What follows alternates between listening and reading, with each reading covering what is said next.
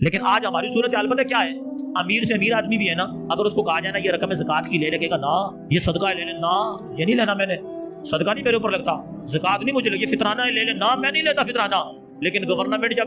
جو ہے اپنی طرف سے وہ پیسے زکوٰۃ کی مد میں انعام کے طور پر صدقات کی مد میں وہ نکالتی ہے، پھر امیر بھی لائن میں لگے ہوتے ہیں، پھر غریب بھی لائن میں لگے ہوتے ہیں، لیتے جاتے ہیں، اس چیز کا خیال ہی نہیں کرتے میرے اوپر زکوٰۃ، میں زکوٰۃ لے سکتا ہوں کہ نہیں لے سکتا۔ اب ہاسپٹل اسپتالوں کے اندر جہاں غریب لوگوں کا علاج مفت ہوتا ہے نا، مفت ہوتا ہے غریب لوگوں کا علاج، اب جو بندہ غریب نہیں ہے وہ بھی کوشش کرتا ہے میں بھی مفت علاج کروا لوں۔